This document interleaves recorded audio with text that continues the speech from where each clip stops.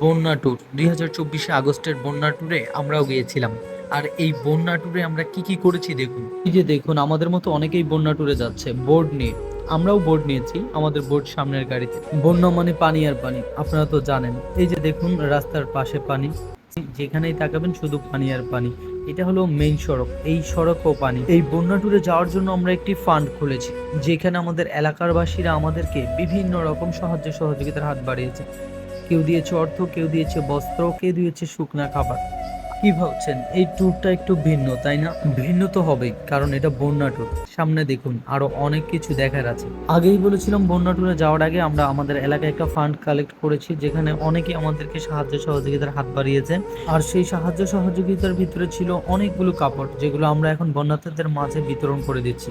যাদের মধ্যে কাপড় দিচ্ছি তাদের একসময় কাপড়ের অভাব ছিল না, তারা পরিস্থিতির শিকার।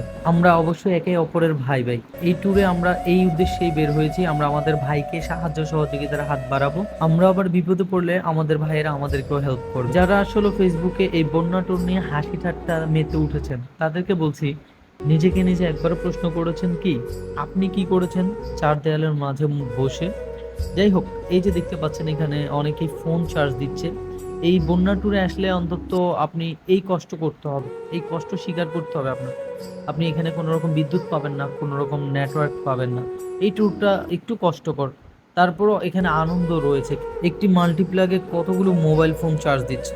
এখানে আসলে কারেন্ট নাই। যারা এই ট্যুর নিয়ে হাসি তামাশা করতেছেন বাসায় বসে চার দেয়ালের মাঝে, তাদেরকে বলি, আপনি সারা জীবন ওই চার দেয়ালের মাঝে হাসি ঠাট্টাই করতে পারবেন, কখনো ট্যুরের মজা নিতে পারবেন না। যাই হোক, এই সিনটা আপনাদেরকে একটু আগেই দেখাইলাম, যদিও এটা রাতের ফুটেজ। তো চলুন আমরা দিনে কি করেছি সেটা আপনাদেরকে দেখাই। এই যে দেখতে পাচ্ছেন, ত্রাণ নিয়ে আমরা আসলে বাসায় বাসায় পৌঁছাচ্ছি, যেখানে আসলে ত্রাণ প্রয়োজন সেইখানে দেওয়ার চেষ্টা করব। ইতিমধ্যে আপনারা হয়তোবা জানেন, এই ট্যুরে একটু ঝুঁকি রয়েছে, যেমন সাপে কাটা, পানির স্রোত আপনাকে ভাসিয়ে নিয়ে যাওয়া।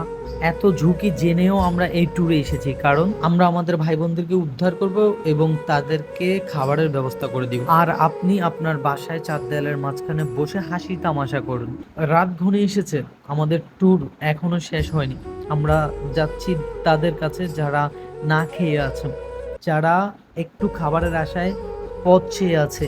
হয়তো কেউ একজন আসবে খাবার নিয়ে। বলেছিলাম না এই ট্যুরে মজা আছে। হ্যাঁ, একজন ক্ষুধার্ত ব্যক্তির কাছে যখন আপনি আহার নিয়ে যাবেন, তার মুখের হাসিটা তখনই আপনার সব কষ্ট ধুয়ে মুছে যাবে। দোয়া করবেন আমাদের সকল টিমের জন্য, আমরা যেন এইভাবে আরো অনেক কাজ করতে পারি। পাশাপাশি আমাদের এই কাজের জন্য যারা সাহায্য সহযোগিতার হাত বাড়িয়েছে, তাদের জন্য সবাই দোয়া করবেন। আর আমাদের কাজ এখনো অব্যাহত থাকবে ইনশাল্লাহ, যতক্ষণ না পর্যন্ত আমাদের ত্রাণ শেষ না হয়, ততক্ষণ পর্যন্ত আমরা চেষ্টা করব সেই সকল জায়গায় যাইতে, যেই সকল জায়গায় মানুষ না খেয়ে আছে আর পথ চেয়ে আছে কেউ আসবে।